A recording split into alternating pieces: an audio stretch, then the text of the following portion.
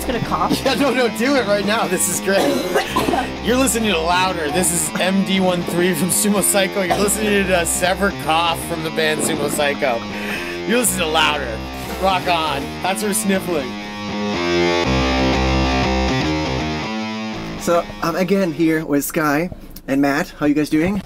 All right, a little worse for wear. You've hit us about like just past the halfway point, so we're starting to let the injuries, bruises. We're beat up. Yeah, we're a little beat up. No, you know what? We're good. Like, the tour is awesome. The shows are awesome. We're just physically, like, we're really, these days we're taking pride in how energetic our show is, or like that we want to involve people and have this crowd participation. So at least every show you get, I at least get one bruise or like hit my knee on something, or yeah, I hurt my knee the other day. So we just go pretty far, and then about halfway through we're like, okay, we got to bring this back a little bit, or we're not going to be alive by the end of this. Is it a thing that happens every single tour? Because I remember you from the previous shows. It happens at videos and tours. It happens like in regular life almost for us. Yeah.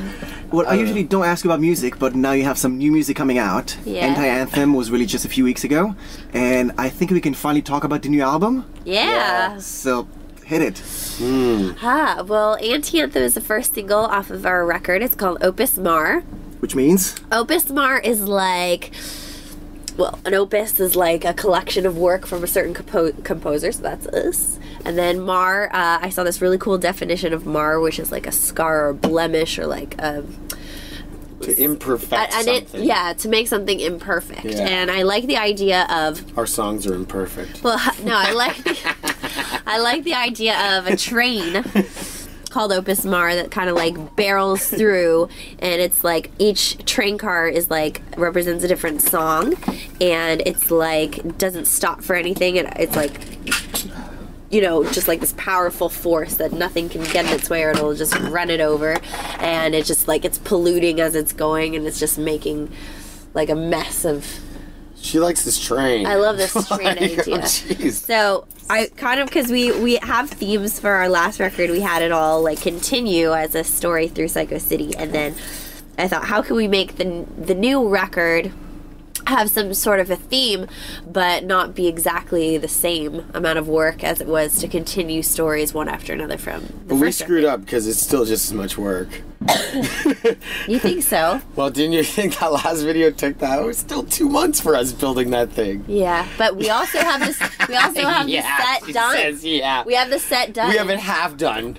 It was We've still already so. filmed Our the idea is because we're on the train, we have a train car that we've built so that we can keep changing the train car. Okay. Which we killed a bunch of birds with one stone because it's already built. We just have to redesign it every time. So but every it's video is still going to be a different card. Yeah, every video is going to be based around a different car where the band will be performing, and then we'll have some storyline or some story, or we just wanted it to be more of an artsy thing where each car is its own room. Yeah, so it's like a bunch of mini stories that... Or mini art themes inside this train. Yeah. That takes place in our Cyco City world. But we talked nothing about the songs.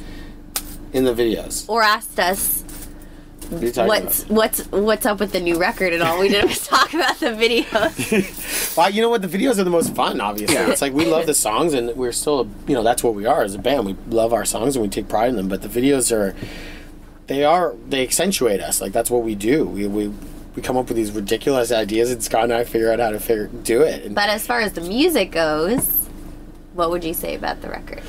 Oh, okay. Like, you really want to talk about it like that. You want to try and... Well, I just want to make sure that if why I talk about our new record that we're not like, videos, right, but I was explaining why we're... Anyway, I'd like to think that the record's going to be really cool. Like, we've got a lot of interesting riffs and a lot of cool vocal ideas that... I don't think we've gone too far different than our first one. We don't want to be that band right now. Like, we loved what we did in the first one, so we're expanding, I guess, a bit. We're working with another producer that helped produce this with us, and Skye's pushing herself to new levels of singing where it's really aggressive in spots and really, I would call, almost rapping. She's all over the map. So I think it's almost like we took it to a new level, didn't we? It's like Sumo Cyco just got wider. It's like building when you put up. Sumo wide. We just put up some cranes in the city. You know what I'm saying? We just put up a bunch of cranes. So Cyco City is under construction. Yeah, exactly. Okay. It's gonna be a whole new city soon. And I know that anti-anthem went a little bit political. I think you said that it started off with the idea of refugees and went a bit more personal. And I know that you have one song with Benji Webb of Skindred. Yeah. Who's kind of political as well. Yeah. Is that a new theme? Well, I do think there is a bit more of a political, lyrical content to this record. I mean, a lot of songs I wrote, I was inspired by true events happening, like world events happening. So there's a song I did called Brave 2, which was inspired after the tragedies that happened in Orlando at Pulse nightclub. Anti-Anthem was... That was whack. That yeah, was so fucked refugee up. crisis. The last couple tours we did when we were traveling, we just happened, like the France shooting. when we were in Paris. We were in Paris a week later, and it's just... I mean, everybody's experiencing it though, right? Like, it doesn't matter where you are. And right now, the world's always been in chaos, but it just seems like because of how much media it is, it's like everybody knows what's going on, and it's just worldwide, and it's hard to ignore anything like that. So, especially when you're writing lyrics, like we're sitting in I love it. This record's my favorite lyrically. Like that, I think Skye's got the best lyrics on this record because it feels like she's angry to me when I listen to the lyrics. She's like got something to say about some of the stuff that's going on in this world, and it's important that people at least pay attention. And I think it's pretty cool. It's monumental to me. Do you guys try and vent or try and change? I think that's interesting. I think there's a side of both. I think there is a bit of like venting frustration. I think when you're making art, it's always kind of a reflection of how you're feeling and letting that out. But at the same time, I think educating and I think opening up some conversations with our music is always important. And I think I would really like, once it's out, to have conversations with our fans about what the songs mean to them and what it means to us. I believe if there's, if you're asking me that question, then I believe that we want it to change. That's what we're writing about. Like, we don't write to be whiny bitches, that's for sure. We're writing because we're truly upset about what's going on. And our country's the least of the problems, actually. Our country's the one that is sitting on this a little bit on the outside right now. We have problems, but I'm watching what's going on in everywhere around our even right down to the States, from Clinton to Trump. Like, we sit here and it's just a shame to see how the world is working, and it's not that we're better, we're just not involved in some of it. So it's like for how upset we are still just to be on the outside and not actually be even to help. I would love to be able to vote and make sure that certain parties aren't going to come into power in America, because it's gonna make a difference in our country as well. And some of the wars that are going on right now, there's just too much going on not to pay attention. So, I mean, I'd like to think that anytime we're writing about it, you're trying to make a change. If you're just venting, well, then you're just self-indulgent. That doesn't make sense. We're going to try and go a bit lighter now. Sorry, no, yeah, sorry. I love it. Yeah, I don't want to bump you up before your show. So, I'm guessing that Anti-Anthem is on the set list? Yes. I think there's another new song, Low? Is that a new song? Oh my God. So that's... You're so funny, man. You don't even know what you just brought up. Yeah, so there's a section in the song Move Mountains that we do with Benji Webb, and we're playing that one live tonight. And in the bridge, I get everybody to get low on the ground, and that's probably what you're seeing from the clips that I've been posting online. Is our favorite part of that song is in the bridge. We get some major crowd participation happening. And everybody's into it. Yeah. They really work with us to have fun. This is what I love about being out here compared to some of the places we play at home, is that we play at home and people have this cross-armed, a bit of an attitude sometimes, where here it just seems like everybody wants to have fun and rock. And that song's actually called Move Mountains. Yeah. Benji and Skye wrote it. But yeah, you'll see. But it was pretty funny because when I first started that bit where I tell the crowd to get low and then we all kind of jump up when the moment's right. It all started from, I think I was in, Germany or some place where it was a bit lost in translation, where I told everybody, okay, we're going to bring the song down a little bit. And then some people at the front started crouching down. And I was like, that's not what I meant, but that's cool. And so then after that, I kind of went with it. And, is that how it started? Yeah.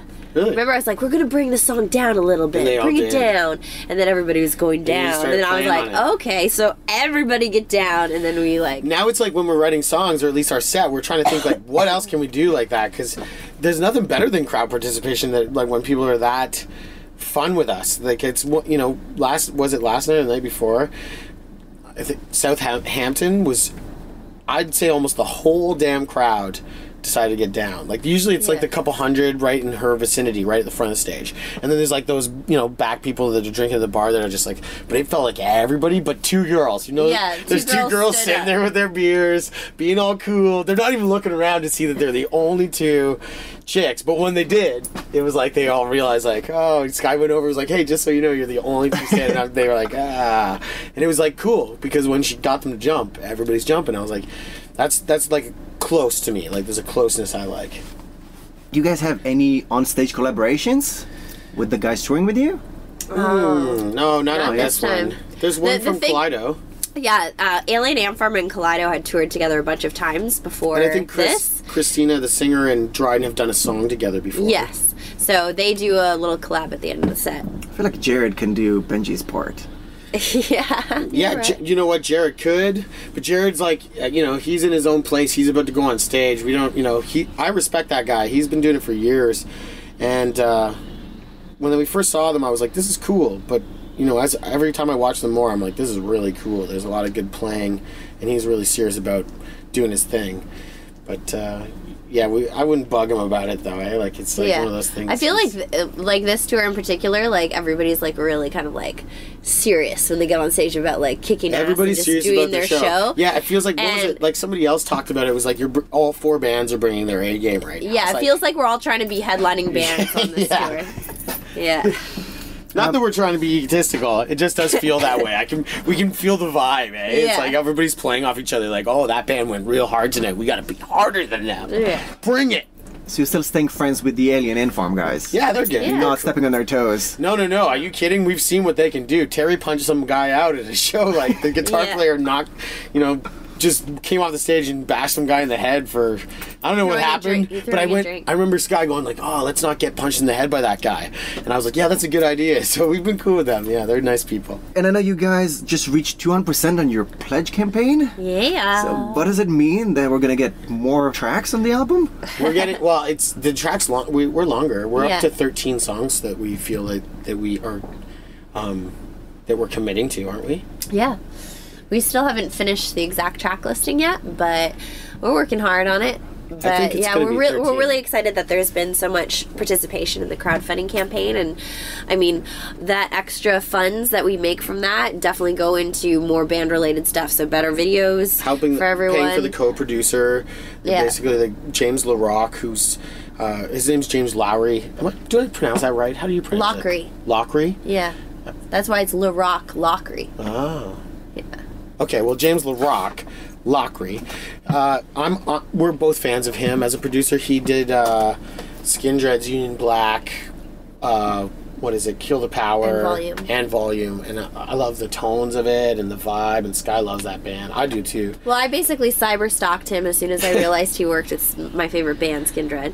And then one thing led to another. We collaborated on a song, and then when we knew we were working with him in London, it kind of came across like a last minute thing of like maybe we could actually get Benji to be on this song, and then it worked out. So it's been interesting because at first we weren't sure if we were going to be able to make it work because of the long distance thing, but Matt is like finishing everything in our home studio, and then we're sending it remotely to James, and then he's working on it and sending us back stuff. So it's kind of cool because you get it the way you want it, you send it away, and it comes back even better, and it's like a pleasant surprise. Some of it just trips us out. We're just like, oh, whoa, you went this way or that way with it. But I mean, if it wasn't for Pledge and the fans that are, you know, pledging to us and working with us, we wouldn't be able to work with him. Like we're still a DIY band. Like there's no label. Like we have an agent and we have a manager that works with us, but Skye and I run this business and try to make sure that we do it as best we can to keep it alive. So and not have to go too far in the hole, or there's just no way of getting out of a hole. Bands make that mistake all the time. So when we decided to talk with James, James was quite willing to understand that, like, you know, we just don't have hundreds and thousands of dollars, you know. It's like, so the pledge campaign's paying for James to help us in the first place, like, because he's got to give his time to us. So it's you know, thanks to them, we get to work with one of our favorite producers. So that's real cool. You guys, you're hearing fireworks right now. There's a bunch of fireworks going off. Every time you speak, fireworks go. Yeah, it's all about James LaRock. Blowing it up. You guys mentioned that you're a DIY, not DIY. Yeah. Did I say DUI? I am drinking. Yeah. You're not having a DUI tonight. I think I said DIY, but if I said DUI, sorry. A DIY band, do you have any moments when you feel like, I wish I had a label to just push it onto them and they're going to manage it? Every other day, man. Every time you wake up in the morning and you're like, oh, this really hurts, or we didn't make as much merch sales. But then there's those days that make up where you're like, we're in complete control. We do what we want when we want, and we're actually doing well at it. Like, and when we see, like, Southampton, when we run into cities that we see our crowds growing to the place where we're like, whoa, we're making a little bit of money here. Like, it's paying ourselves off. We're coming home. We can do that. Every band, anybody wants to wake up and have it done for them. That's just reality. Like, anybody wants to wake up. Who wants to go to a job at all, right? So in my head, you'll wake up thinking that, but it's the difference of people waiting for it or looking for it compared to, like, people like us that go, wait, that's just a joke to wait or look for that. It's like, it'll come to you if you work hard enough. Like, we'll find somebody to collaborate eventually that might help us along the way. But those people better be ready that when they work with us to know we've already done a lot of it ourselves. So they better be able to pitch us something that's sometimes like, even there's worth such to offer. thing as too many cooks in a kitchen too. Yeah, man. And when we have things down the way we've been doing them with our videos and with the way we've written and do our production and run our show and run our tours, you have somebody telling us, oh, you could do it this way or that way. Sometimes it's not always the best. You know what we listen to the most? The fans. Like, and I'm sorry, I take that back. Strike that. It's not our fans. It's the people and our friends and the world, at least the community that we've built culturally, that Skye's done the best at building around this area. Those are friends. I don't consider them fans. Like, they're friends that keep us together and keep the band together. When they write us and go, oh, you should try this, or we loved this, then we take that seriously and go, they loved this, we should try this, you know? Or if they say, we're missing this kind of thing, oh, we want to hear more guitar solos, then I start going, okay, maybe I should try to figure that out a little bit, because that's the only reason we're here, is to have fun with them. Like, if it was just about us, we just sit at home and what's the point of even being here, right? So it's like, without them, we don't exist. So I think we listen to them the most, don't we? Is that right? I'm drunk a bit right now. Yeah. Am I going off? I think you're getting... I'm passionate right now. You're passionate, but I'm just saying... It's all the pills I've had from my pain medicine. I'm just saying, as much as I do believe that it's smart to factor in what our fans, our psychos want, I know you, and when it comes down to the music, you have a vision. Oh yeah, I always have a vision. There is no deterring from the vision. Oh yeah, once no the vision's there. Says. When the vision hits, it's there. I'm going, right? But if I don't always, I still listen. I still pay attention. When she tells me this riff sucks, or that's not right, try this, I still listen. It's not like I don't. Sometimes. No? I feel like this discussion is going to continue after I leave. Nah, we're all good, man. This is exactly how we get along all the time. I apologize. I am on pain meds right now. I've had like maybe 6 Advils. I think he has a broken rib, but I've had like 6 Advils, one of those ibuprofens. I've got this deep freeze on me. I've had a bunch of drinks. Careful. I've done everything I can to get rid of the pain that's happening in my body right now. So I apologize. It's random that it happens, but I fell on a monitor 2 days ago and I really cracked myself. So Skye has great video of it. She'll be posting it anytime now. I'll be posting it soon. Well, maybe we'll start a new crowd participation move. A pledge campaign. Fix Matt's ribs. Based off of the Matt fall. Underpaid. Yeah. So the last one's going to be about a German friend called Lars. Oh man, Yeah. All the way from awesome. Germany. So what was his contribution? Yeah, so he pledged towards our pledge campaign to be in a music video and to write a song with us. So we offered a couple different packages, and we didn't know if anyone was going to go for it because it's kind of interesting and kind of puts them in the spotlight a bit.